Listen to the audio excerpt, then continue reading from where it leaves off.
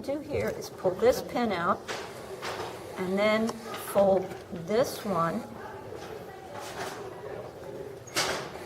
and iron it there right up to the corner. All right, you with me? You see what I'm doing?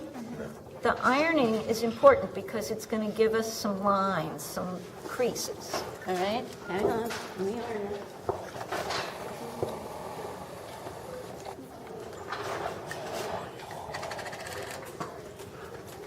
Okay. Now, I'm going to pull all the pins near the corner out, and let's see what we got. All right. Do you guys see? Well, it doesn't show so much on this side. You see these creases? Can you see them? Yeah. All right. They're important. What we're going to do is fold this right on the corner. All right. So right on the corner. The corner's right there. And then we're going to take this. Let's see if I'm doing this the best I can. Yeah. Right on that corner. And then I'm going to fold this back over the same way we had it. It's like origami. It sort of is. What we're looking for is a diagonal seam right there. And this is going to be a little tricky here. But I think what I'll do is take that out like that, fold, and then fold. And what we want to happen is we want it to work out so that this meets here and comes to a point out there, okay? And you may have to fold and refold and refold and refold. Especially, I mean, I've done this a million times. I would probably take 2 or 3 times to get it right. And sometimes you have to, you know, really, really work with it on both sides. I sometimes will take a pen, get a fat one here, and sort of pull that point out with the pen, all right? Whatever it takes. Or fold it over the pen to make it sharp. And once that all matches up, like that, stick a pin in it. And I'd like a skinny pen for that. Is that a broken pin? It is. All right. This is probably the hardest part of the whole process. But once you get it where you want to hold it there with a pin. Now, you may have to come back and work with this a little bit to make that all, you know, go flat and repin that. This is not something that you're going to finish off in 20 minutes. All right? So you're going to have to work with it, make it all work, press it. This little flap of fabric, what do you do with that? Yes, you got to cut it off. And you don't want to leave it like this. All right, that's ridiculous. So that can't show. What you have to do is go in, pull this pin out one at a time, peel it back after you've pressed it, okay, after you've ironed it, and just cut a little notch away. Don't cut all the way up to here, or you could be in trouble. Just cut enough so that it doesn't show, and then quickly repin that, and then unpin the other side and cut that. All right. Once you get that all pinned up, what do you do to the turkey? Baste it. Okay, so we're going to baste it so we can take the pins out. I'm going to always remember you for that. Good job. Next semester when I'm telling. That's a memory trick. Yes, it is. It's a way to always remember you. I'll always remember all of you, but when I reach this point, I'll think Not of... my words. All right, so basting, again, is what? Why do you do it? To hold it. To hold it, and what's the other reason? To remove the pin. So you can get rid of the pins, right? Oh. Because, I'll tell you, those pins will get in your way. And you do this all the way around. I'm going to do it right up to the corner and show you how I would baste the corner. And then I'll show you the real hem stitching. So right now we're just This is all preparation for hemming.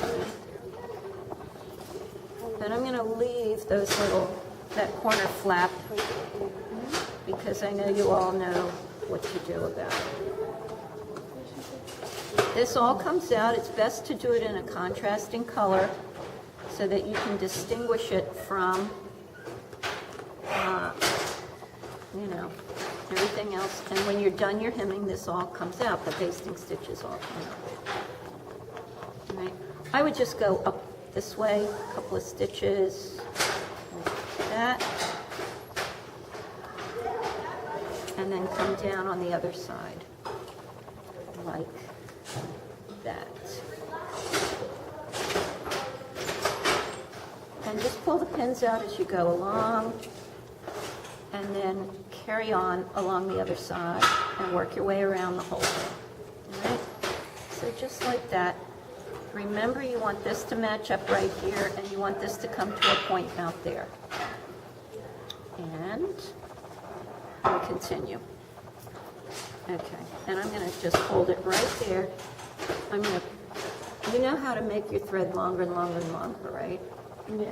Okay, so that's basting. And I'm just going to tuck this in for now, and I'm going to pull these out so they don't poke. All right. Let's do some hemming. That doesn't really match, but that's probably better than just about anything else that I've got. And I had a pair of scissors right here that are now gone. I'll get them. I'll use this. Thank you.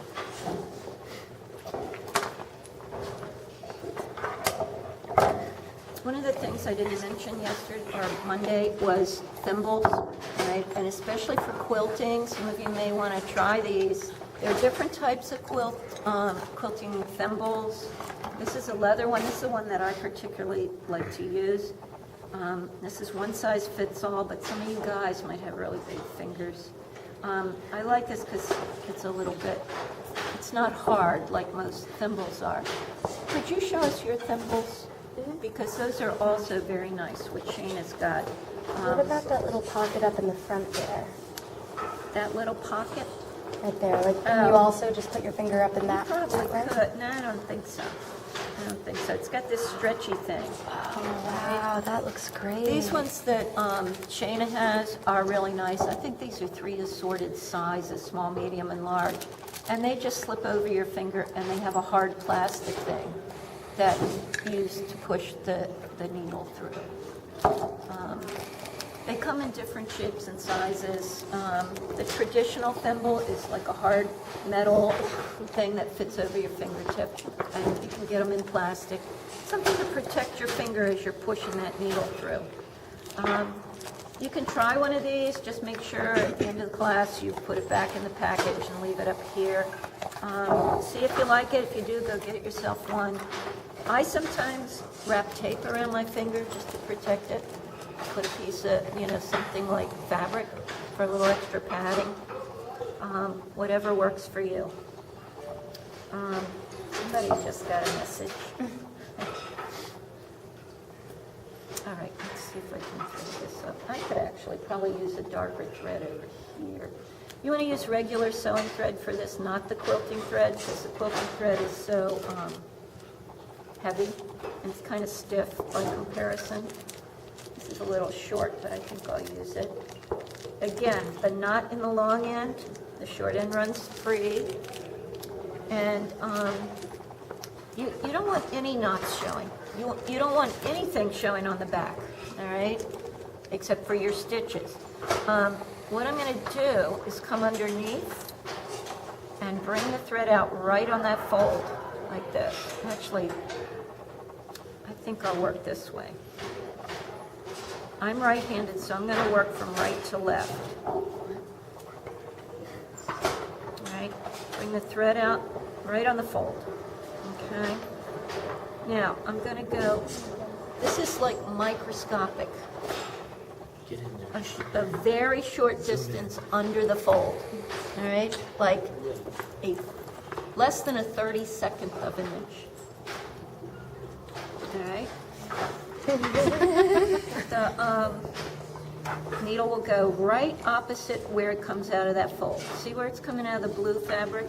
I'm going to stick it into the tan fabric, right under there, come about 1/4 of an inch, and bring it up and through just that fold of the blue fabric, like that.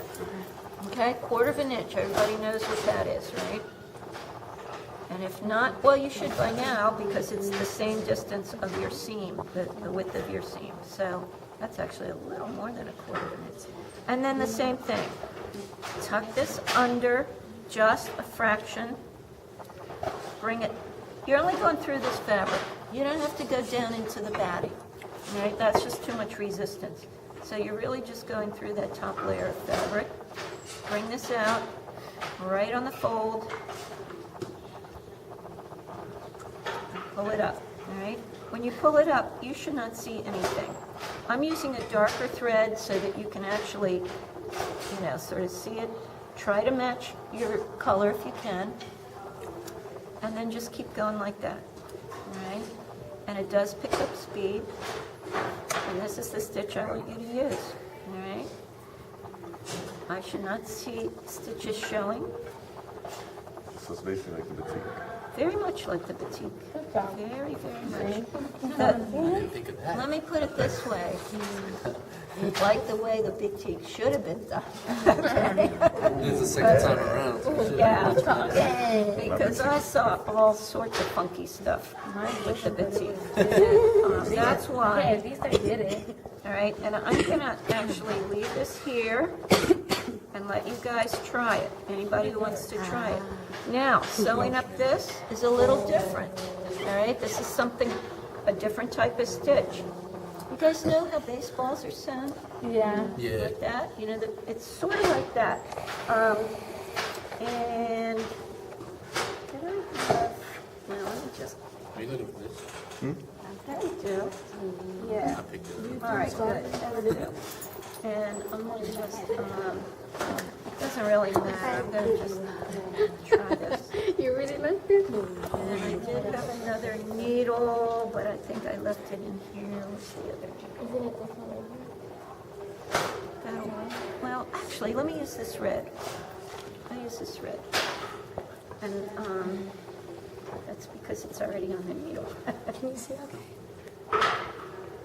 Not in the long end. And get all this stuff out of the way. Again, you don't want the knot to show, so somehow get underneath there and bring it out on the top right at that point. Okay, right there. That's good. And you might be able to do this as you go along, all right? So you're coming along here, and then switch to this other type of stitch. Go up, come back down, and then go back to your hem stitching. That's how I would do it.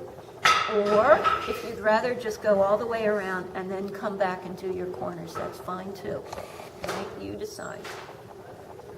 All right, so I'm going to bring that up, make sure that the knot is tucked under there.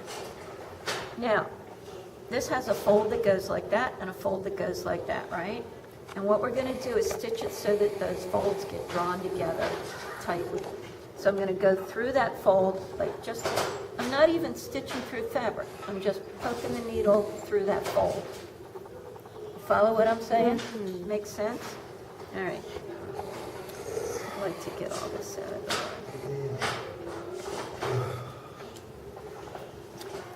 So I'm going to poke it up through, and this takes a little effort.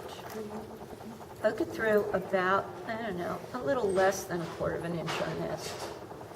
Bring it out of the fold on the right side. And then I'm going to cross over directly opposite. Okay, and I'll put a diagram up on the board if you want. Directly opposite, and bring it up through that fold. Let's see if I'm going through the fold. Yeah. And bring it out. And then, when I pull it up tight, it sucks them together. Then, I bring right opposite again into the fold, go up about 1/4 of an inch, pull it up. It's called the ladder stitch. Did I mention that? Because it looks just like a ladder. Is there a marker on that boards right behind me. Is there a marker, a green one? That's just for the corners. Yeah, this is just for the corners. So you use an overhand hem stitch for the hemming. For the corners, you use the ladder stitch, okay? And it really, you know, you don't even see the red thread when you pull it up tight enough. It should look pretty much like that when you're done, okay? And when you get up as far as you can go, cross over and then start working your way back down again. After we base, should we do the corners or should we? I don't know, I Better would just- probably start hemming first. And then just work your way around? Yeah. I don't know if it would be better to tighten the corners down first and then. I would either do them as you come around or save them for last, okay? So, can you show So it us goes again like what this. it's I'm going to supposed do it right on here. I'm going to make a diagram. This is your corner, okay? And your fabric comes like that, and your fabric comes like that, right? So the stitch goes, I don't have, yes, I use this. No, I use something darker. Up, through the fold, across, up, oops, across. Did that go in your eye? Sorry. Up, across,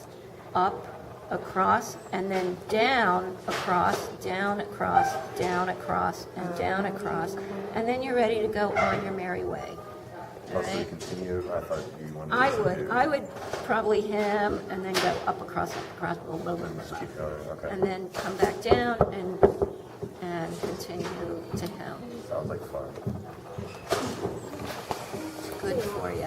Good for you? Good for you. Basic life skills. Right? There's a lot of guys like in the military who make a lot of money on the side sewing buttons on and stuff with their buddies.